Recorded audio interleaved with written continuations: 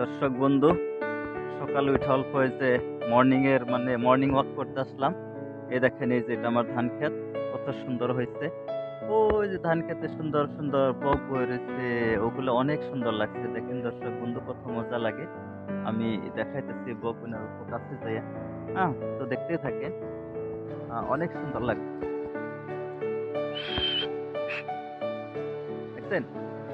ওই যে সব উড়াল দিচ্ছে, একদম বহুত মজা লাগে। এই যে এটা আমার ধান ক্ষেত, একদম বহুত মজা হয়েছে, একদম সুন্দর লাগে।